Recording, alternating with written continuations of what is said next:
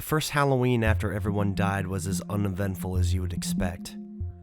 I ran naked through the streets, eating stolen candy and drunkenly singing Monster Mash.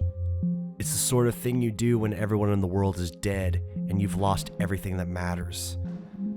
Of course, there is no you. There's only me.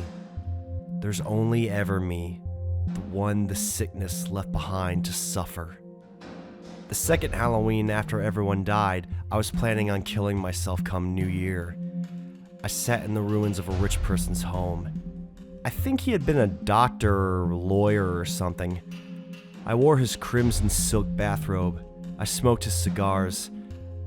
I was living what remained of someone else's good life. Then I heard a knock at the door. But of course I didn't. That would have been impossible. Except it happened again. I made my way to the big carved oak door. I slowly turned the brass knob and pulled. A 4-foot-tall mummy stood before me in the doorway. There was a line of other children in various costumes.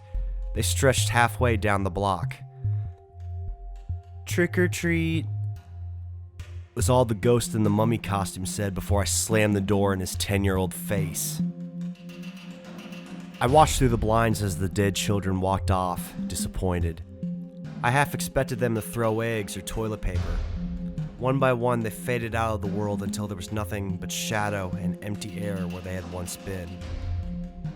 I guess it's true what they used to say about the veil between this shithole and the next being thinner on Halloween. It's either that or I've gone insane. I'm probably not insane. Reality's a sharp knife, which I feel at all times.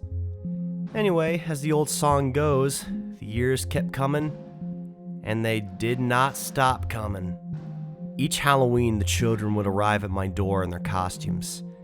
I'd sit in the darkness and wait for them to leave. Eventually, the children would head off, disappointed. I would be alone in the world again. The dead would be dead.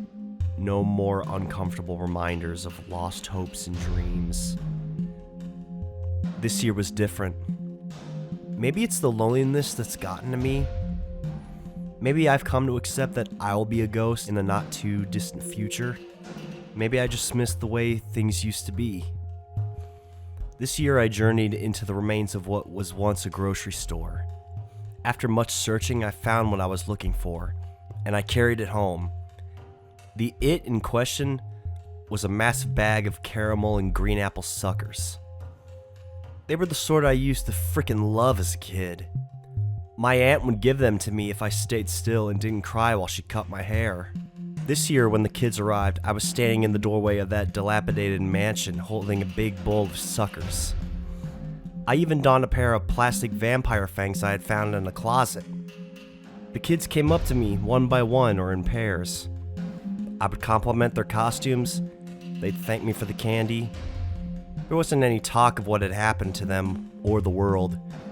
It didn't matter anymore. Everything was as it was supposed to be.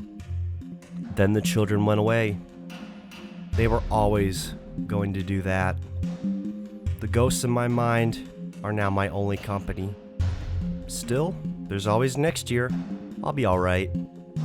"Happy Halloween," I whispered to myself as I stared drunkenly at the ceiling. Maybe next year one of those smiling faces will belong to my son. He always liked those suckers too.